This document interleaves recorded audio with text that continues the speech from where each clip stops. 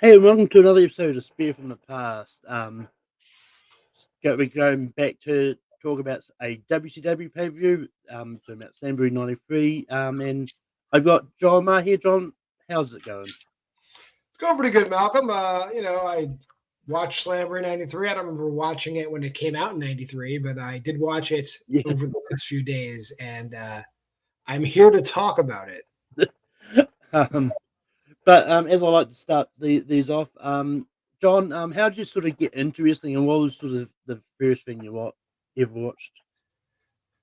I'm a lot older than you, so I remember when I was really small, like they're actually Madison Square Garden obviously is a huge arena. Madison Square Garden, if you live in the New York City area, like I did when I was growing up, Madison Square Garden had a network that was like not every cable provider provided it, but my family had MSG, and whenever there was a big Madison Square Garden like house show, they would broadcast it live on networks. And I remember like even before the first WrestleMania, when I was like really small, like I think I was 5 when WrestleMania happened. So I remember being like 4 and still watching these really long wrestling shows with my parents on Madison Square Garden Network.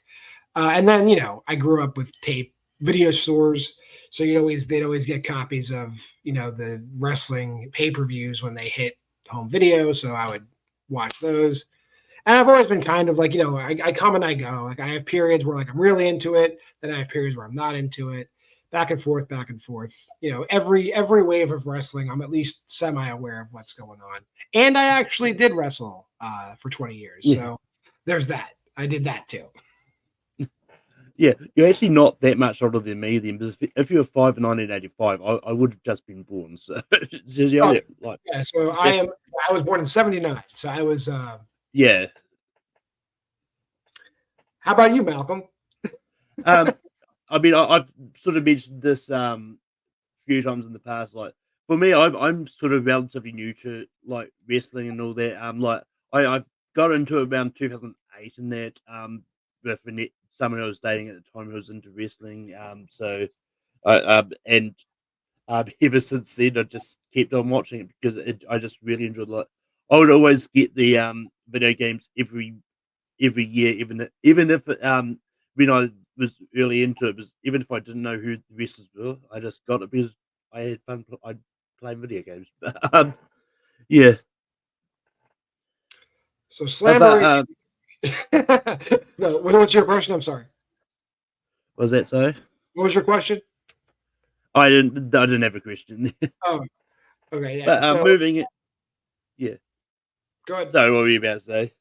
No, I'll say like I guess if we're going to be talking about Slamboree '93, like in that period in time, I believe I was firmly like a WWF, WWE fanboy, and like I really only watched WCW, NWA like when like I just happened to go across it. Like I knew who the stars were in WCW. Obviously, how do you not know Ric Flair and Arn Anderson and all those guys?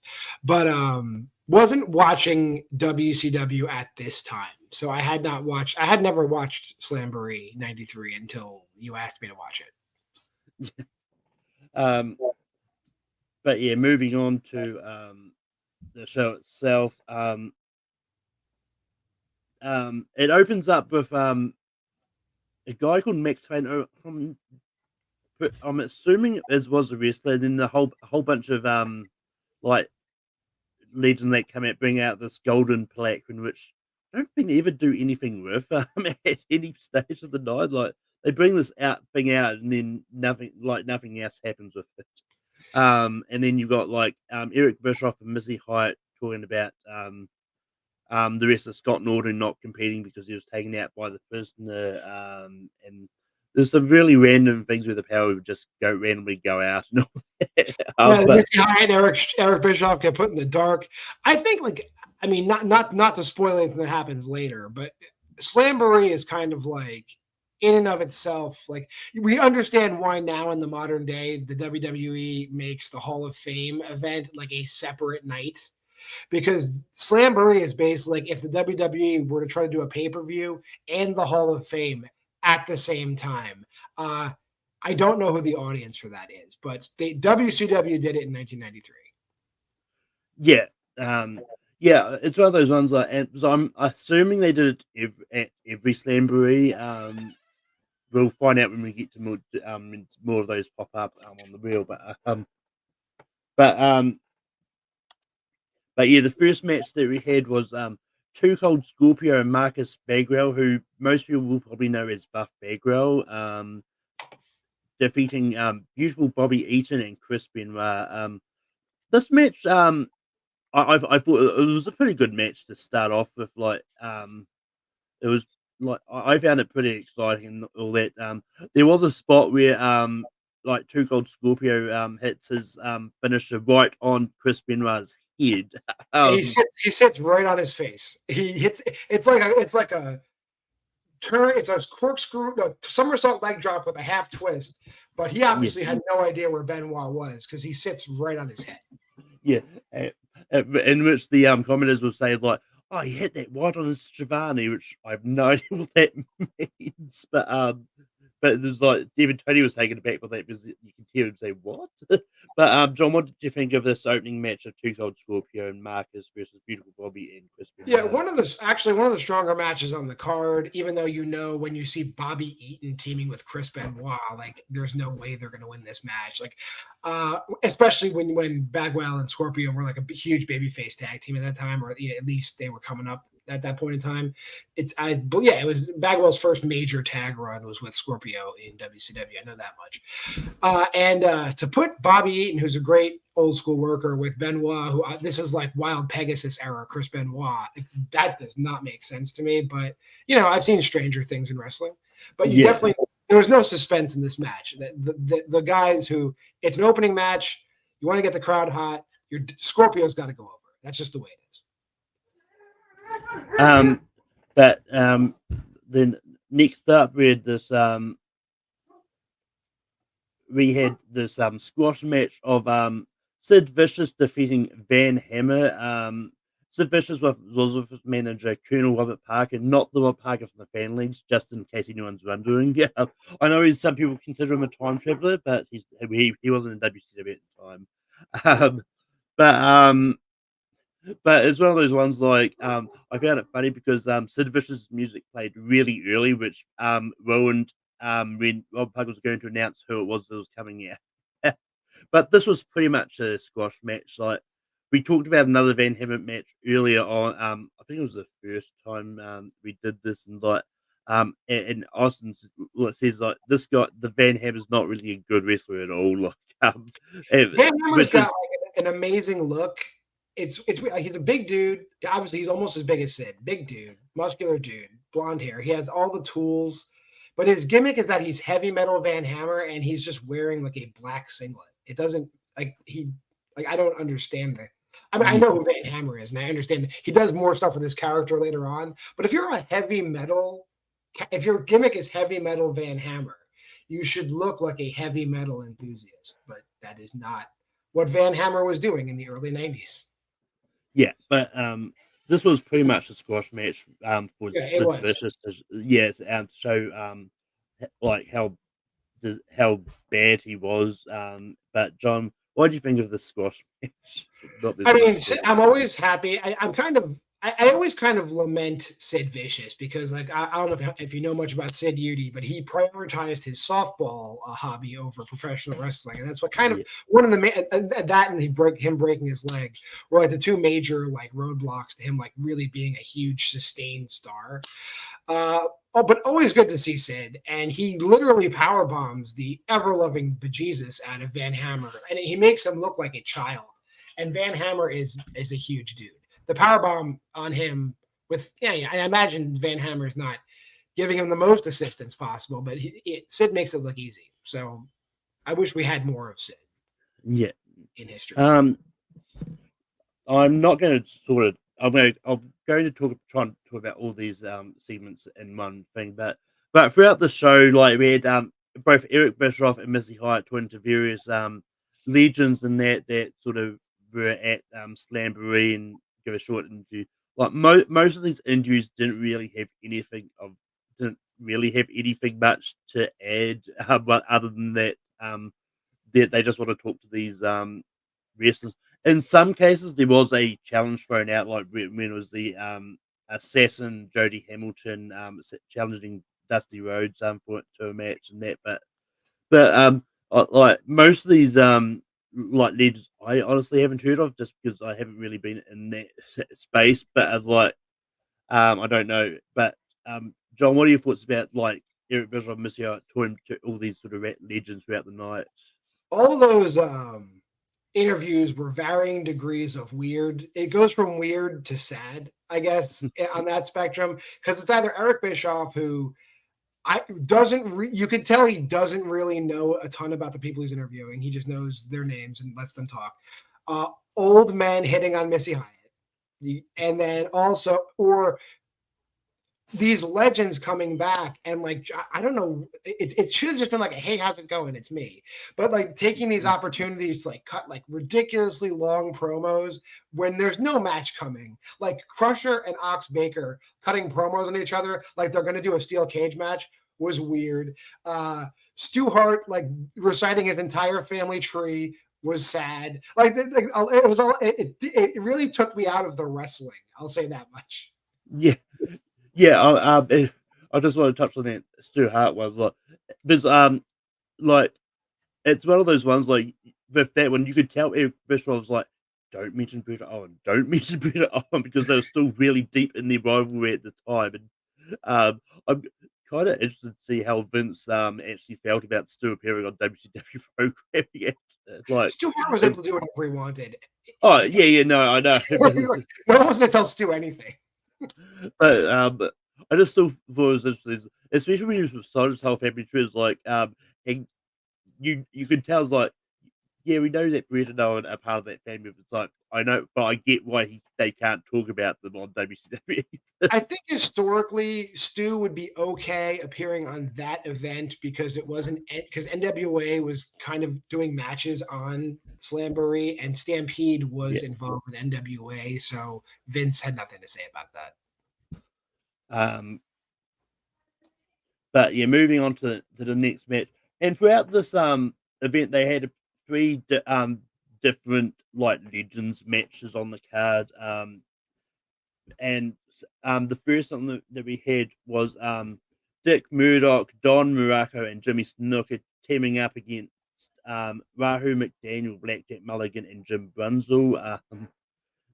The match itself, I thought was very entertaining. Like it did end in no contest. It's one of those ones like I kind of wish they did have a finish to it, but it's like I also Yeah, get why they didn't, because a lot of these legends, you I think it might have just been a case that a lot of these legends just like didn't want to take the fall to each other's, like, so they probably agreed to have it ended in no contest. But I mean, what do you think?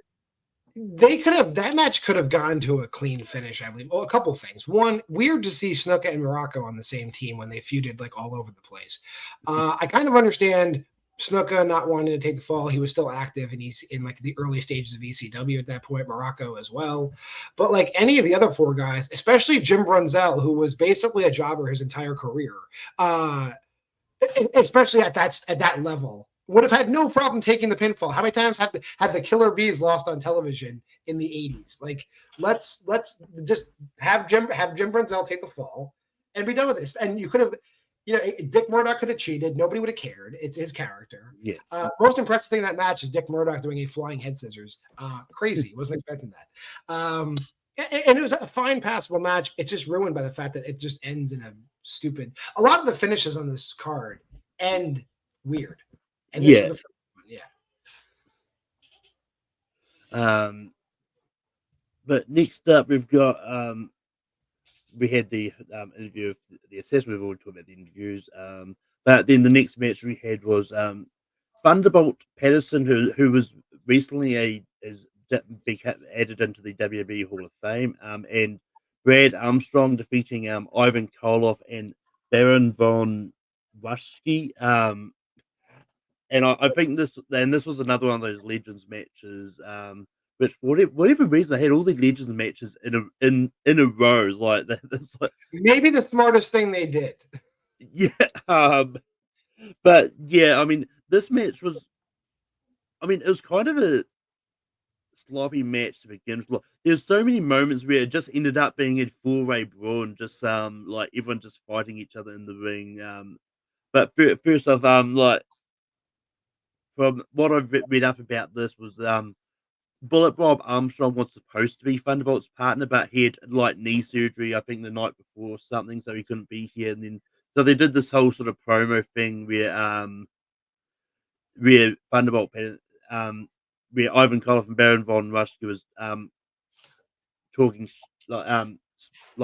doing the usual heel smack talking thing. And then Thunderbolt, then they had Brad Armstrong Manly come out in normal clothes. Now I might add, it was like, you know what, Thunderbolt, I'll be your partner tonight. Just like, Yeah, it just seemed a bit of red there, but it's uh, odd because like this match and the match we're going to talk about next were like I think with the six-way tag the legends actually tried to work a more modern style, but in yeah, the Thunderbolt Patterson tag and in Dory Funk versus Nick Bockwinkel, like they decided to not update how these matches were wrestled. Like this match was a lot of Thunderbolt Patterson doing his wacky shucking and jiving and like and then Baron von Raschke like running away. And it's like in the 60s, awesome. In 1993, looks weird. yeah.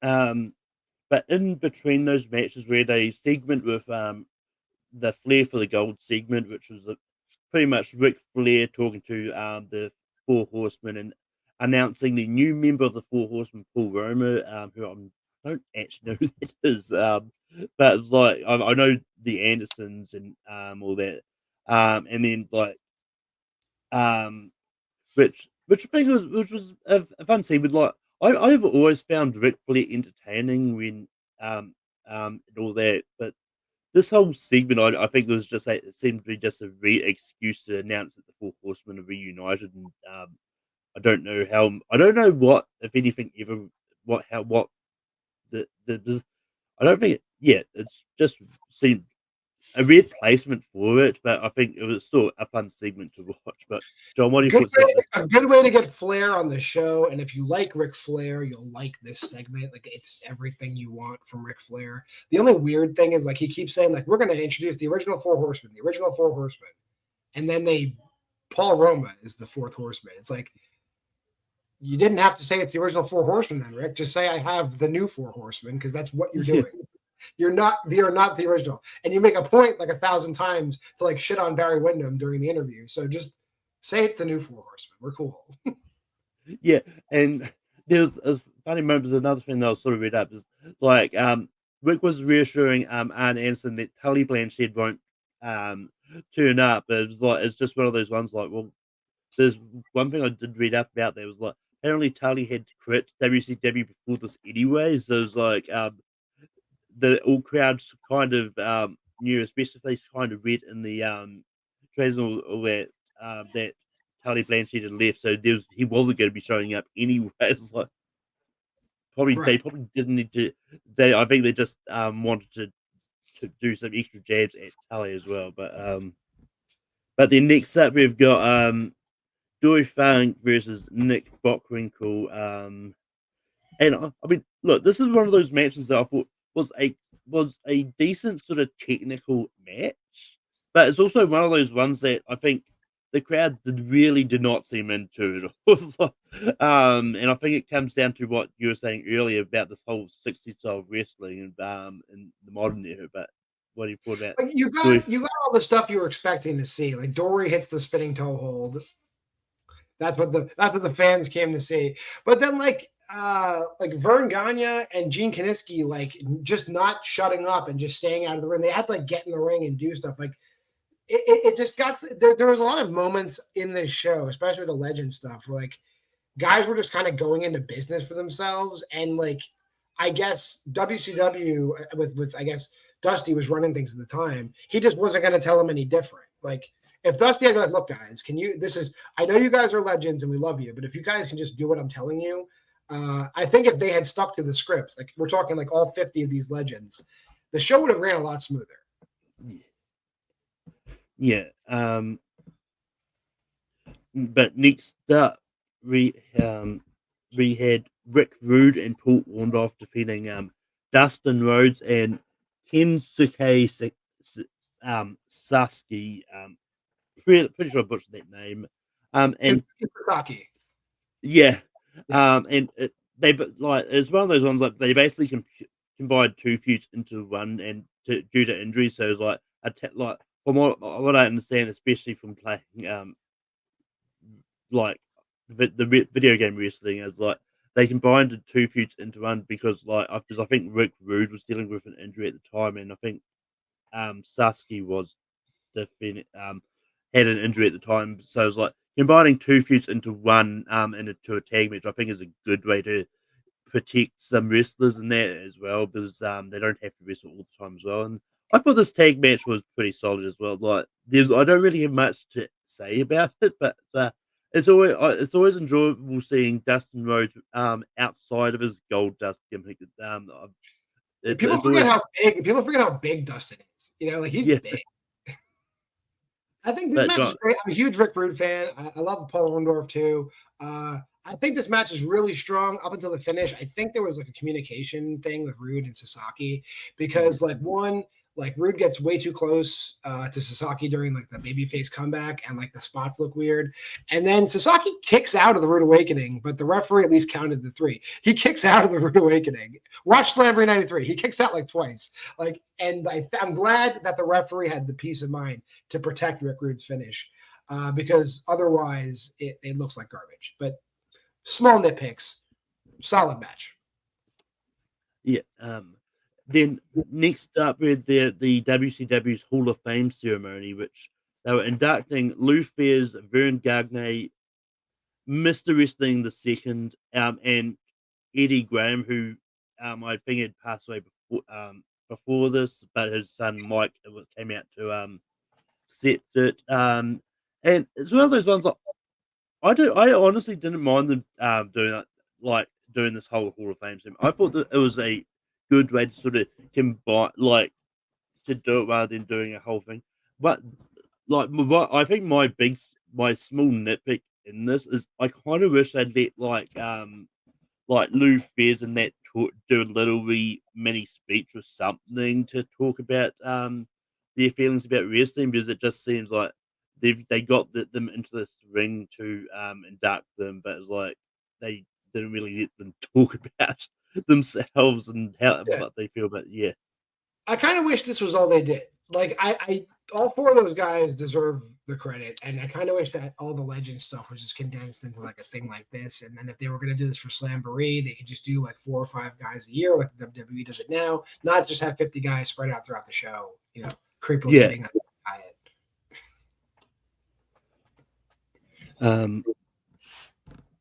But then the next match we had was Sting versus the Prisoner, who turned out to be Nails from WWE, who's kind of just a really bad wrestler to begin with. um, but The match is exactly what you think it is. Like, well, I mean, Nails got himself fired from WWF by threatening to kill Vince McMahon. So he just comes to WCW, does the same gimmick. He just gets all of his fire. He chokes Sting for what feels like 20 minutes. And then Sting hits all of his offense.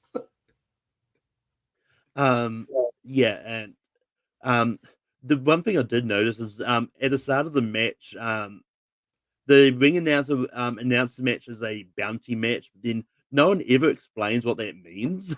I think it was that Sting didn't know. I mean, even though they kind of spoiled it at the beginning of the show, like the storyline that Sting didn't know who his opponent was, but we all knew it was this guy. Yeah, because they mentioned it at the top of the show. So I don't understand that. neither, um, but yeah, the match just really wasn't that good. Like Sting tried his best to like make it look somewhat palatable, but it's like it just really wasn't good. Mhm. Um, then next up we had the Hollywood Blondes, which was Steve Austin and Brian Pillman. Still weird seeing Steve Austin with hair. But, versus Dos Hombres, which is Ricky Steamboat and Tom Zenk. One thing of note is um, Ricky Steamboat was tagging with Shane Douglas before this, but Shane had recently left WCW. So they did this whole gimmick of them coming out of both Ricky Steamboat and Tomsy coming out of these masks and all that, and they still They kept were on going. referring to Tom Zank as Shane Douglas the whole match. Yeah, that's where I was going. It's like, which it probably confused a lot of the people watching. Because I was like, what the hell? Because once again, I think like anyone who was reading the trades would have known that Shane Douglas left. It's like and so for them to keep on announcing him, but I get they probably want to do it just keep out the mystery. But I was like, so I don't think they ever revealed the other guy at the end anyway. It's like I think that they revealed Ricky Steamboat. I don't think they ever took the mask off Tom Ziggler at all. They didn't, and considering everything you just said, that Shane Douglas wasn't with the company, right? And they're doing this match. The production crew obviously is not in tune to what's going on because there's a spot in the match, and it's a solid match. This is probably the best match on the card, to be honest. Ricky Steamboat hits a high cross body off the top rope onto Pillman and Austin, and the referee counts two. You know, the blondes kick out, but then the timekeeper rings the bell like the match is over. It's like, how did you not know what the finish was? You know, and the referee's like, no, no, no. And the match weirdly continues, but it kind of like blows the whole match. Like, you should have known. There's no way. One of the guys in the tag team is not the person they're saying it is. So there's no way they can go over because when they unmask, Shane Douglas is not there. Yeah. And it's one of those ones like, I really wish they had a spot where like either Steve Austin or Brian Pillman would rip the mask off Tom Zink or something. It was like, that I was kind of waiting for that reveal, but like, it just never happened. Then next up we got Barry Windham defeating Arn Anderson for the NWA Championship. And no, Barry Windham retains. Well, that's what I mean. It was for the NWA champion. That's yeah. But yeah. But the match itself, I thought was a really good match, and it's one of those ones like, and I think it was a really good example of how to sort of use a really short title match to its effective because both guys really bloodied by the end of this and like, and it's one of those ones like it really made sense for it to be short because like there's only so long you can have a match go on with someone being absolutely bloodied like that without being logically like how they still moving and able to see through their crimson mask. But John, what are your thoughts about Barry Windham versus Arn Anderson for the championship? A solid match. These guys were obviously both like legends who had long careers into this semi-modern age of the 90s. And I think both Arn and Barry both were able to adapt their style enough that these matches were not like the matches that they would have had in the 80s. I always buy Arn, like no matter what age he is, I buy Arn as Arn Anderson. So it's an easy jumping off point. And Wyndham was always, great, and I'm sure Arn was calling that match, I imagine. And yeah, it never gets boring, even though they don't do anything crazy. Yeah, but it's one of those. But I think it's one of those ones like, you don't have to do something crazy for a match to be exciting. Yeah. And as well, and it's one of those ones. The match is good. The crowd's going to be into it regardless. And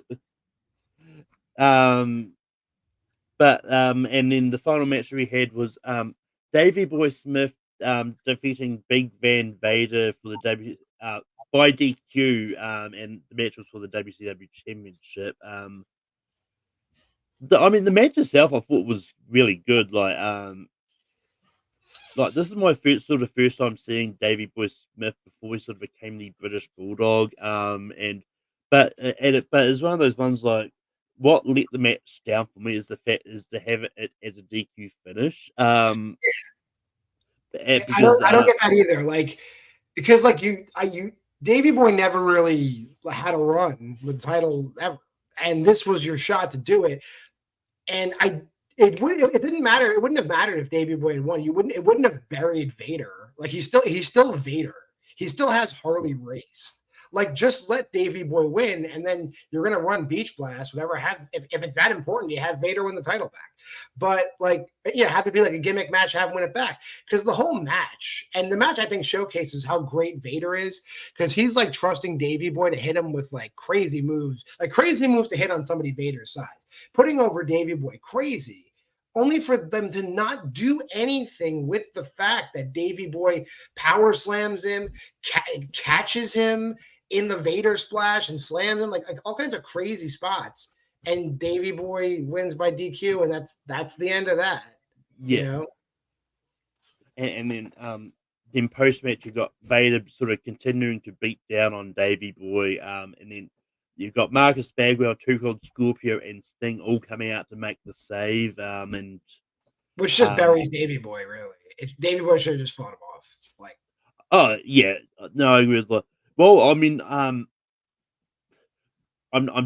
wasn't opposed to having Davey Boy having set people come out to help him out. But it's like it still is like it kind of shows weaknesses that he can't help anyone. Like, I think it would have been different if, like, after the match, Vader and Harley are like beating the shit out of Davey Boy, and then just Sting comes out. Maybe he Stinger splashes Harley, and then Davey Boy hits one more power move on Vader, fade to black. That's how you do it. That's how you do it, Dusty Rhodes. yeah. But yeah, I mean, it's one of those ones like I don't actually think they established that that Davey Boy had friendships with Marcus, Two God Scorpion, and Sting either. So, there's and it's just one of those ones like there's as someone who's just jumping into pay per views at random points in time. Like I don't, there's no sort of rhyme or reason for the order that I'm doing these in. Also, But with that huge promo that Stu Hart cut earlier, the second Harley Race started hitting Davey Boy, Stu Hart should have come out of the crowd and just started beating up Harley Race. That's your booking. That's your booking right there. yeah, um, but but yeah, but yeah, so That's Slamboree 93. yeah, that's what I was getting. But so John, overall, what did you think of Slamboree 93, and what would you give a rate out of 5? Rating out of 5.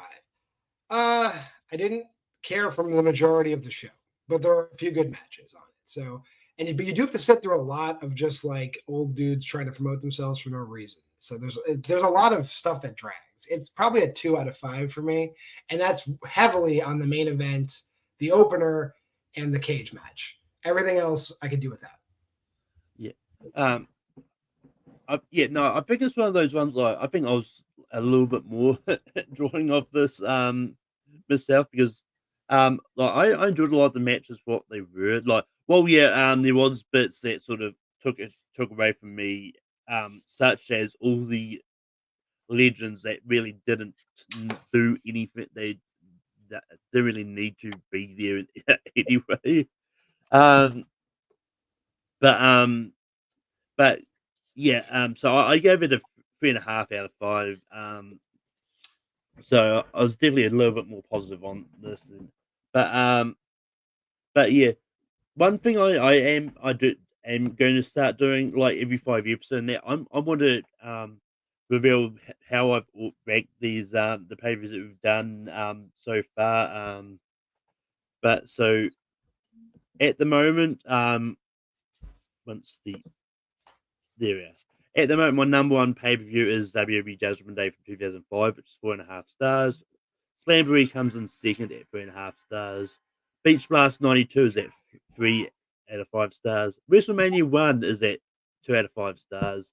And then WCW's The Great American Bash from 99 is at 1.5 stars. And then the other thing that I'm going to start doing is I'm keeping track of the wrestlers that have wrestled on the cards. Not if they made like random appearances. Like I'm not putting all the legends stuff on, but currently the wrestlers that have wrestled most on the papers that I've covered so far on Spear from the Past. We've got Buff or Marcus Bagwell, like depending on what name he goes by with whatever pay per view.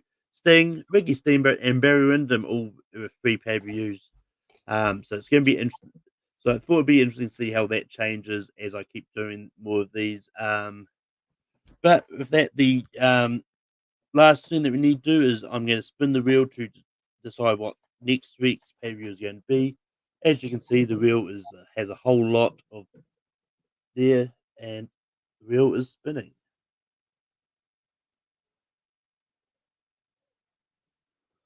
And it is